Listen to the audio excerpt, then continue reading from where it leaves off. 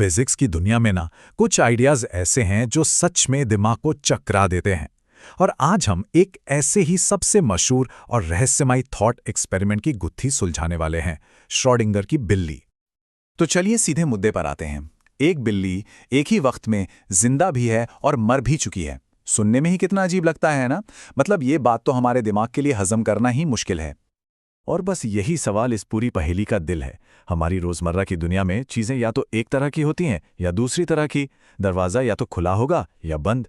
बिल्ली या तो जिंदा होगी या मर चुकी होगी। दोनों एक साथ, ये तो नामुमकिन है। तो फिर यहां असल में चल क्या रहा है? आखिर ये अजीब सा आइडिया आया कहां से? इसे समझने के लिए हमें उस साइंटिस्ट से मिलना होगा जिसने ये पहेली बनाई।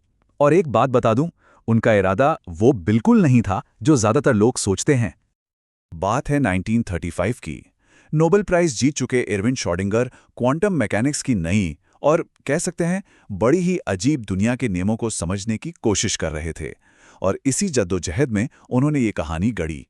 और देखिए, सबसे जरूरी बात यह समझनी है कि श्रोडिंगर ने असल में किसी बिल्ली को कभी किसी बक्से में बंद नहीं किया था। ये सिर्फ एक थॉट एक्सपेरिमेंट था, मतलब एक कहानी जिसका मकसद था क्वांटम थ्योरी की एक बहुत ही अजीब बात को सबके सामने लाना। तो वो अजीब बात क्या थी? वो एक ऐसा नियम है जो क्वांटम दुनिया की बुनियाद है। इसे कहते हैं क्वांटम सुपरपोजिशन। चलिए इसे थोड़ा आसान भाषा में समझने की कोशिश करते हैं। हमारी दुनिया के नियम ना एटम की छोटी सी दुनिया पर लागू नहीं होते। वहां एक कण एक ही वक्त में कई जगहों पर हो सकता है या कई हालतों में हो सकता है। जैसे कोई रेडियो एक्टिव एटम एक ही साथ टूटा हुआ भी है और नहीं भी टूटा है। इसी को कहते हैं सुपरपोजिशन, यानी एक ही चीज का एक साथ कई संभावनाओं में होना। और यही फर्क सबसे बड़ा है। हमारी रोज की दुनिया में चीजें एकदम तय होती हैं, निश्चित। लेकिन क्वांटम दुनिया में हकीकत सिर्फ संभावनाओं का एक धुंधलका है, जब तक कि उसे देखा या नापा ना जाए। तो अब हमें सुपरपोजिशन के बारे में पता है। लेकिन अगर श्रोडिंगर का मतलब ये नहीं था कि बिल्लियां सच में जिंदा और मुर्दा दोनों हो सकती हैं, तो फिर इस पूरे थॉट एक्सपेरिमेंट का असली मकसद क्या था? सच तो ये है कि श्रोडिंगर खुद इस आइडिया से बहुत परेशान थे। ये जो विरोधाभास था ना, ये असल में क्वांटम थ्योरी की एक तरह की आलोचना थी। वो ये नहीं कह रहे थे कि देखो ऐसा होता है, बल्कि वो ये पूछ रहे थे कि भाई ऐसा क्यों नहीं होता? आखिर कहाँ जाकर क्वांटम के नियम काम करना बंद कर देते हैं? उनका असली मकसद था क्वांटम दुनिया के अजीबोगरीब नियमों को हमारी बड़ी रोजमर्रा की दुनिया पर लागू करना और ये दिखाना कि ऐसा करने पर नतीजे कितने बेतुके और मजाकिया हो सकते हैं। उनका तर्क कुछ इस तरह का था। पहला, उन्होंने बिल्ली की किस्मत को एक रैंडम क्वांटम घटना से जोड़ दिया। फिर उन्होंने कहा कि अगर एटम सुपरपोजिशन में है तो उससे जुड़ी हुई बिल्ली को भी होना चाहिए। और बस इसी तर्क से वो इस अजीब नतीजे पे पहुंचे जिसे वो सबको दिखाना चाहते थे।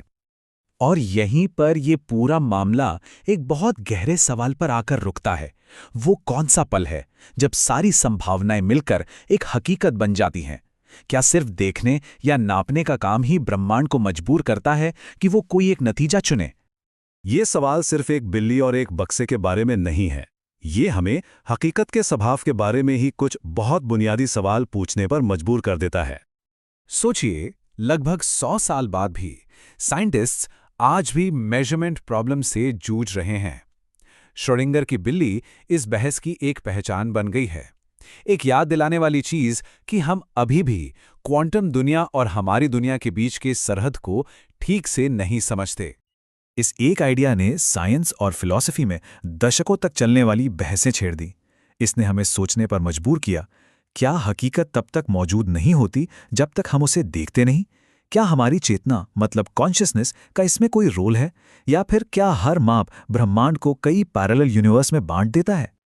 आखिर में श्रोडिंगर की बिल्ली का सबसे बड़ा सबक शायद यही है।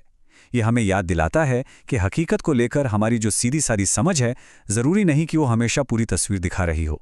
ब्रह्मांड हमारी सोच से कहीं ज्यादा अजीब हो सकता है। तो हम घूम फिरकर वापस उसी पहले सवाल पर आ गए, बिल्ली जिंदा है या मर गई? श्रोडिंगर के हिसाब से जवाब साफ था, बिल्ली या तो जिंदा है या मुर्दा, दोनों एक साथ नहीं। उनका पूरा पॉइंट ही ये था कि क्वांटम नियमों को इस तरह बड़े पैमाने पर लागू करना गलत है।